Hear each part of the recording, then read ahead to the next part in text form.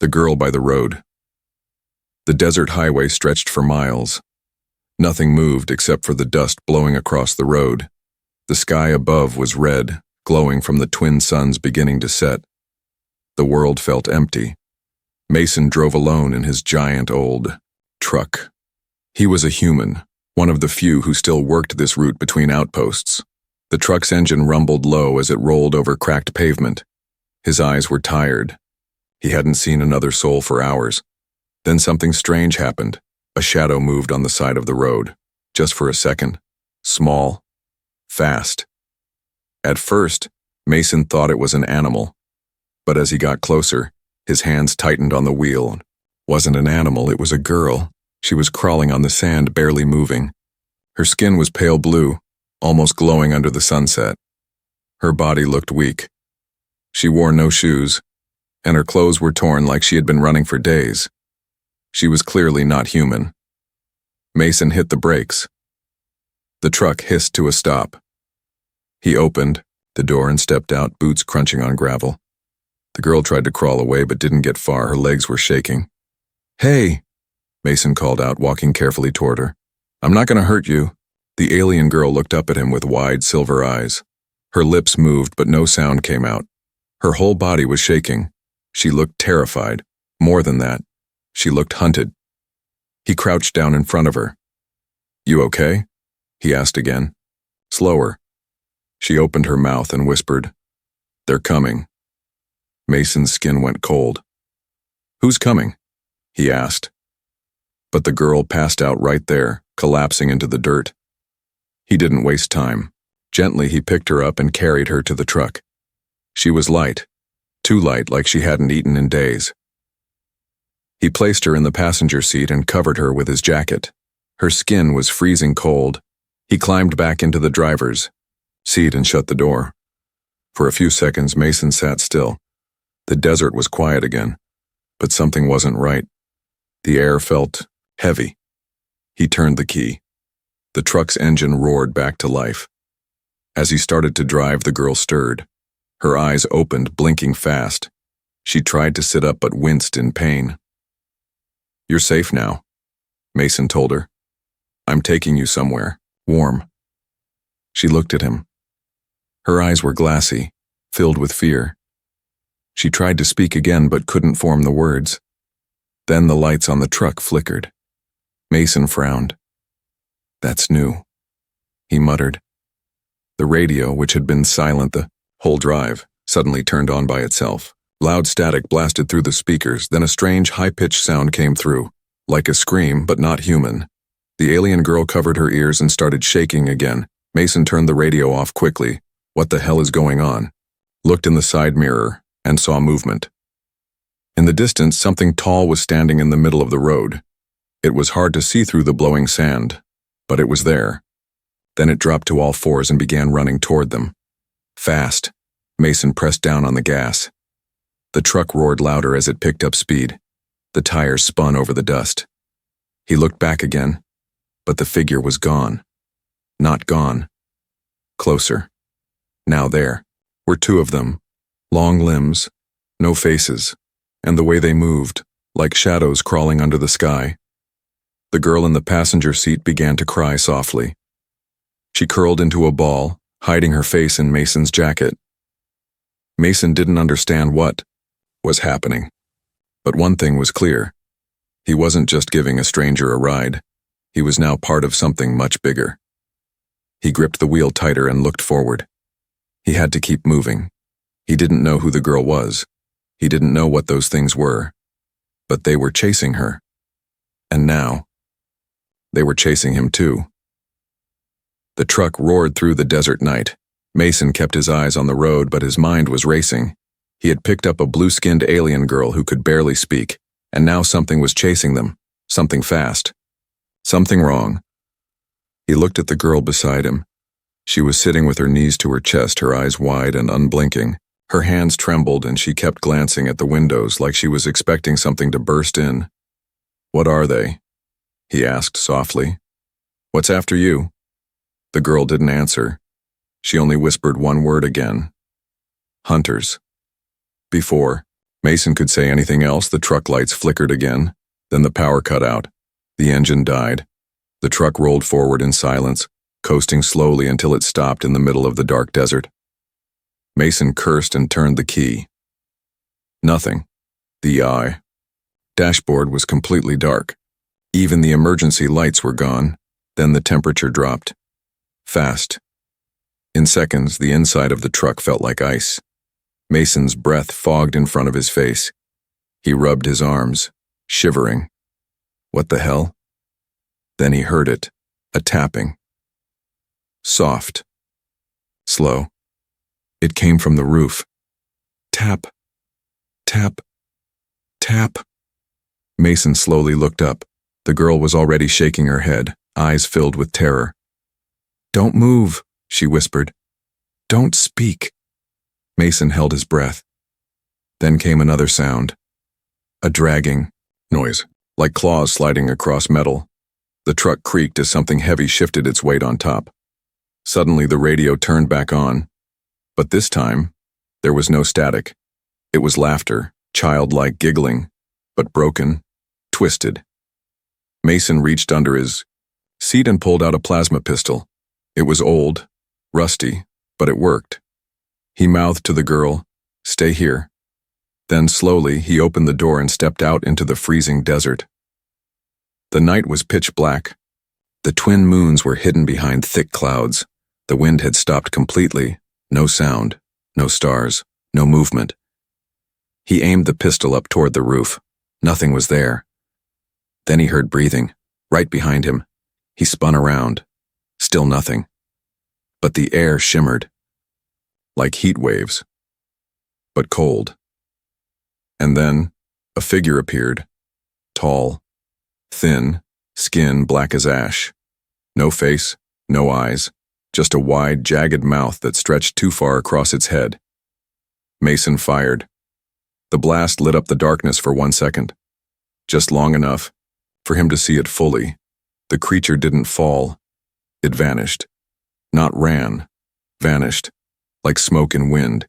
He jumped back into the truck and slammed the door shut. "They're not real," he said aloud. "They're not solid. They're—" The girl looked at him. "They are from the old dark. They are shadows that learned how to walk." Mason stared at her. "You can talk?" She nodded slowly. "Only a little." He grabbed the ignition again and turned the key with all his strength. The truck roared back to life. Lights on. Engine humming. Heat returning.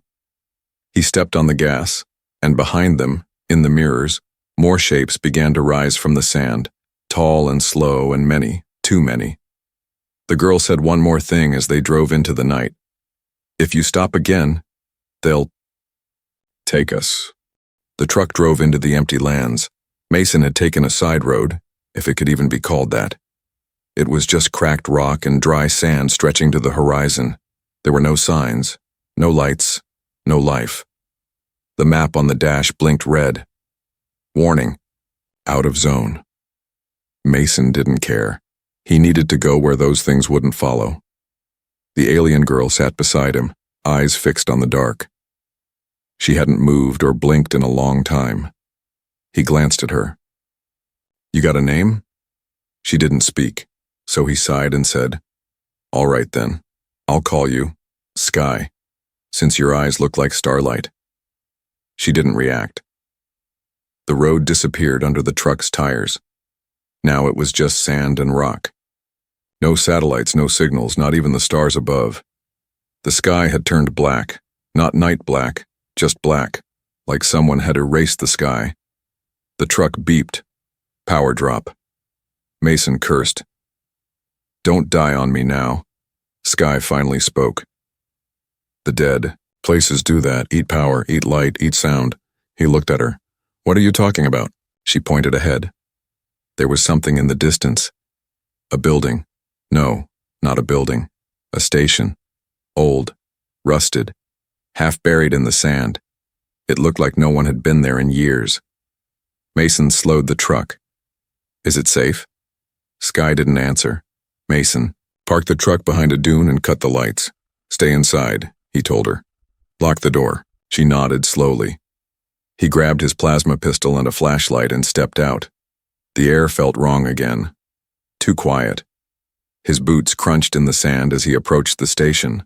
The door creaked open on its own. Inside, it was pitch dark. Old, screens flickered with static. Dust floated in the air. There were signs in alien languages, broken chairs, scratched walls. Then he saw them. Footprints, but not human, not boots. Bare feet, with claws. Mason raised his gun. Something was here. He moved slowly through the station. Found an old supply room empty, found a locker open. Found a wall, scratched deep like someone had tried to claw their way through it. Then he saw the writing, written in blood, in broken alien script. Sky's voice whispered behind him. Don't follow the songs. Mason turned around fast. She was there. She had left the truck. What are you doing? He whispered angrily. I told you to stay put. I heard singing, she said. It's not real. He paused. Then he heard it too. A soft humming sound. Gentle. Female. Like a mother humming to a baby. Coming from the vents. He stepped back. Sky was shaking. They sing to trick the mind, make you follow, make you lost. Suddenly, the lights in the station turned on, bright white, and in that flash of light Mason saw them, on the ceiling. 6 long creatures, crawling, watching, mouths open wide, but not moving. The singing came from nowhere, yet it filled the air. Mason grabbed Sky and ran. They barely made it out. He slammed the truck door shut and turned the key. The truck roared. Lights on. The singing stopped, but Mason could still see them in the rearview mirror, standing on the roof of the station, unmoving, watching, waiting. Sky spoke once more. You asked what they are, she said quietly. They are what came before stars. Mason looked at her, and for the first time, he was truly afraid. The truck moved through dead land. Mason didn't speak. His eyes were locked on the dark road ahead. The wheels crunched over rocks and sand, heading deeper into nowhere. His hands were tight on the wheel. His jaw clenched. Sky, the alien girl, sat beside him wrapped in an old blanket. Her knees were drawn to her chest again. She looked small, lost. She watched the road, then the sky, then the shadows beyond the window. Always quiet. Mason needed answers, but she barely understood his words. So he stopped the truck beside an old wrecked pod in the desert, a transport ship that had crashed long ago. Its metal shell was broken, but maybe. Mason searched through the rubble, flashlight in one hand, pistol in the other. Then, he found it, a translator device, half buried under a broken seat. Rusty, but intact. He blew off the dust and walked back to the truck. Sky stared at the device, in his hand like she recognized it. Her eyes widened. Mason sat beside her and turned the translator on. It buzzed. Lights blinked. A female robotic voice said, System reboot. Basic language selected. Voice link ready. Sky looked scared. It's okay, Mason said. I just want to talk. Slowly, she reached forward and touched the translator. The light blinked green. The translator spoke. Connected. Speaking now. She hesitated. Then softly, her voice came through, clear, robotic, but now in English. My name is Kalara, she said. Mason blinked. Kalara, that's your name? Nodded. He leaned back. All right, Kalara, what are those things chasing you? She looked down. The translator buzzed as she spoke slowly. They are called the Hollow, made from dead light, born from experiments. Mason frowned. Whose experiments? Kalara hesitated. Mine, she said. He stared at her. You made them?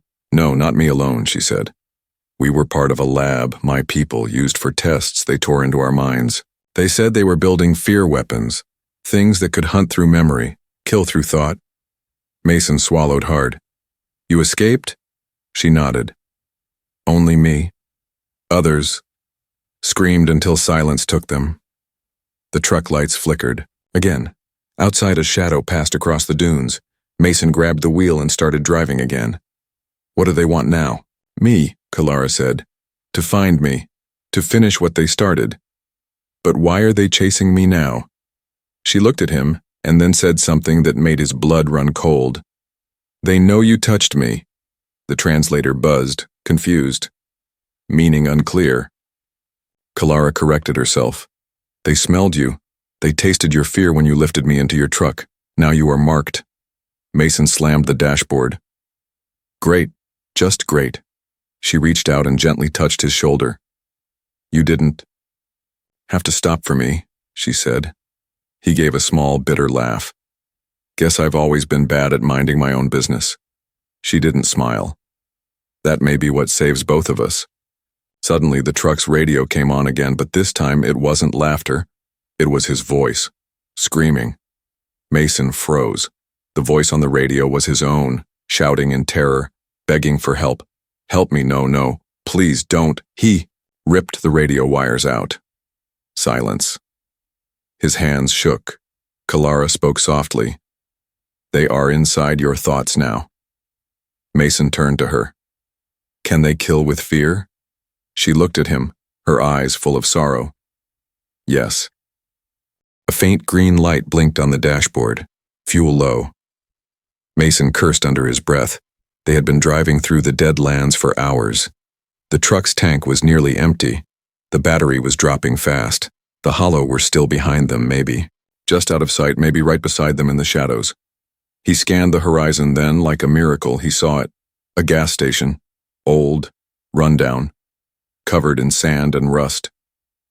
But the lights were on. A dim neon sign buzzed above the roof, flickering weakly. Refuel. Repair. Rest. Mason slowed the truck and pulled into the lot. I don't like this, Kalara whispered. We don't have a choice, Mason replied. It's either fuels or foot. He stepped out with his pistol hidden in his jacket. The gas station looked abandoned, but there was movement inside. A figure stood behind the counter. Alien. Old skin, yellow eyes. Tall, thin arms, Mason entered. The alien nodded. Human driver, rare out here. Need fuel. Emergency charge 2. The alien nodded again. Help yourself. Tap pad by pump. No credits needed. Mason's eyes narrowed. Free? The alien smiled with too many teeth. Special night. That's when Mason should have turned around, but he didn't. He went back outside, tapped the panel, and started refueling. Kalara sat in the truck, her hands gripping the seat. She stared at the station, at the alien, at the shadows behind the shelves. Suddenly, she shouted, Mason! Inside! He turned. Too late. The lights inside went dark. The alien behind the counter was gone. And something thin, pale, and silent, was crawling down the walls. Kalara jumped out of the truck and ran to him. The fuel pump hissed, then burst, opened, spraying black liquid, not fuel, it was thick. It moved. Mason fired his pistol. The blast hit the wall, nothing behind it. Then came the sound. Laughter, but not one voice. Many. Whispering, giggling, crying, all at once. Mason and Kalara backed toward the truck. Then the lights above the gas station turned red, and from under the sand, they rose. The hollow. One by one, crawling out from cracks in the ground like insects from a nest, tall, faceless, twisting as if their bones had no limits. Kalara grabbed Mason's hand. They're trying to trap us in fear. Don't listen. Don't stop moving. But Mason froze, because he saw his mother in the doorway of the gas station. She looked real. Alive. Mason, she said softly, why did you leave me alone? Kalara shouted, it's not her. Mason blinked and she was gone. Only a hollow remained, mouth wide, dripping black mist. He turned and ran with Kalara back to the truck. The hollow followed, crawling faster, stretching their limbs unnaturally. Mason hit the ignition. Nothing, he hit it again. The hollow were almost on them. Kalara reached under the passenger seat and pulled out a glowing cube. Alien tech. She slammed it into the dash. The truck lit up. The engine screamed. Mason hit the gas. The truck shot forward, and, through the mirrors, they saw the gas station burn. No fire, just vanishing. As if the whole place had never existed, Kalara looked pale. "They're no longer testing fear," she whispered. "They've become it." The truck flew across the dead plains. Wind howled outside. The ground glowed dim under the moonless sky. Black shapes followed at a distance, long crawling figures that didn't leave footprints. Inside the truck, Mason's knuckles were white on the wheel. His heart pounded. Kalara sat beside him, her eyes closed, her lips moving in silent words. He looked at her. "What are you doing?" "Praying," she whispered. "To what?" "To anything still listening." A loud crack, the windshield spiderwebbed. One of the hollow had jumped from the cliffs and landed on the truck. Its mouth opened wide, and Mason heard his own voice scream from it. "You let them die! You failed them!" He gritted his teeth and swerved hard. The creature flew off the roof and disappeared into the dust. "They're in my head," Mason said, sweating. "They know my regrets." "They feed on them," Kalara said. "They drink fear like water." Mason suddenly pulled the truck off the road. Sand flew everywhere as he braked hard behind a tall rock wall. "We can't keep running," he said. "We fight now, or we die tonight." Kalara's face showed something new. Respect. Mason climbed into the back of the truck. It was filled with cargo, tools, parts, and old human tech. He pulled out a plasma coil, a flare launcher, a shock net, and strapped on a cracked body shield. Kalara stepped out and held the alien cube in her hands. "You don't have to do this," she said. "I do," he said. "Not just for me. For you." She touched his forehead. "Then, let me give you something." The cube glowed. A soft pulse passed through Mason's body. His eyes widened. "What did you do?" "I opened a link. You'll see what I see. Just for a little while." Mason turned as a horrible screech echoed across the rocks. The hollow had found them. They were coming over the hills. Dozens. Mason stood tall, flare launcher in one hand, plasma coil in the other. Kalara stood beside him, no longer afraid. "They want a meal," Mason growled. "Let's give 'em fire." The first hollow jumped. Mason fired the flare. The creature exploded in a burst of light, screaming like a broken child. Another leapt. Kalara raised her hand, and a wave of energy blasted it apart midair. Mason saw it now. Through her mind. The hollow were memories. Living memories. Broken. Pieces of ancient minds trapped between thought and form. "They're not alive," he said. "They're ghosts with claws." More came. Mason fought like hell, burning, blasting, breaking them down one by one. But for every one that fell, 2 more rose. "I can end it," Kalara said, breathing hard. "But not here." "Where?" "The place they were born, the storm zone, the eye. That'll fry the truck." "I know," she said. He looked at her, then nodded. "We'll burn them. Or burn trying." He grabbed her hand and drove into the storm. The truck roared across the final stretch of desert. The storm waited ahead. Black clouds twisting like smoke, pulsing with white lightning. No wind blew, yet sand lifted into the sky as if gravity was broken. The hollow didn't chase anymore. They waited. They were calling the girl back. Inside the truck, Mason gripped the wheel hard. His face was cut, burned, bleeding, but his eyes were locked forward. Kalara sat beside him, pale, silent, glowing faintly now. The alien cube pulsed in her lap. "This place," she said quietly, "is where they broke us." The cube buzzed. "And now?" Mason asked. "It will be where they fall." The truck slammed into the edge of the storm. Everything turned to chaos. The dashboard cracked. Lights blinked and died. The windshield fogged instantly with frost. Outside, the world turned sideways. Giant shadows drifted across the sky. Impossible. In shape like beasts made of thought and thunder. The truck shuddered. It lifted for a second, then slammed down. Inside, Mason coughed blood. I can't hold her together. You don't have to, Kalara said. She pressed the cube into the dashboard, and the truck came alive. The engine changed tone, deeper, sharper. Lightning wrapped the tires. The hull glowed faint blue. The cube fused into the machine like it was always meant to be there. And then Kalara did something strange. She opened the passenger door. What are you doing? Mason shouted. I'm calling them, she said, stepping out into the storm. The hollow appeared. They didn't crawl. Now they floated. Hundreds of them, rising from sand, rock, and sky. Some had mouths. Some had none. Some looked like memories of people. Others looked like pain made real. Kalara stood in the middle of them. I am no longer your test subject, she whispered. The hollow closed in. Mason threw the door open and grabbed his gun. We're not doing this alone. No, Kalara said. But you are not meant to die here. She turned toward him, and for the first time, Mason saw her true form. Not just a girl, not just an alien. She was light. Broken, light patched together with pain and hope. Her body shimmered, her skin turned translucent, and inside her, stars moved. I was made to hold fear, she said. But you showed me something stronger. Mason stepped forward. Then let me fight with you. Kalara looked up at the sky. The storm howled louder. No, she said. Let me free you. She raised both hands.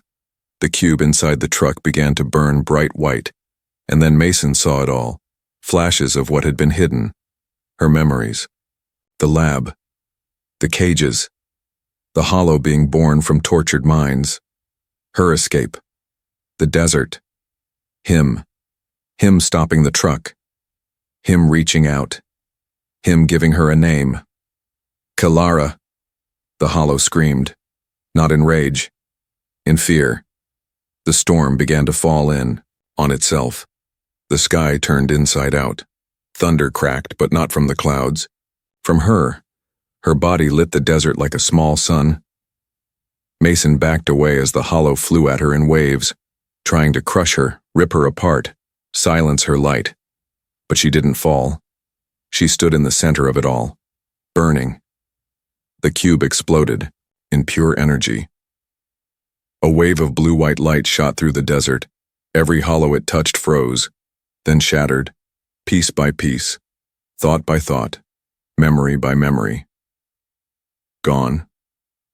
One by one, the monsters fell, and then the storm itself began to vanish. Not blow away, but unmake itself, and then silence. Sand fell still. Sky cleared. The truck stood broken in the middle of a glassed crater. Mason was on his knees beside it. Alone. He looked around. Kalara? No answer, just empty sky. But then, on the seat beside him, he saw the cube. Still, glowing softly. He touched it, and her voice whispered, not through speakers, but through his mind. You gave me freedom. I give you the rest of my light. Tears fell down his face. He picked up the cube, held it tight, and looked out at the glassed desert. 1 month later, at a border town on the edge of the galaxy, children ran by laughing. A new truck pulled into the outpost, heavy wheels, strange hum, glowing blue lines across its frame. A human man stepped out, worn jacket, shotgun on his back. The guards eyed the truck. What's that tech? Don't look like Earth's. Mason gave a tired smile. It isn't. He walked past them.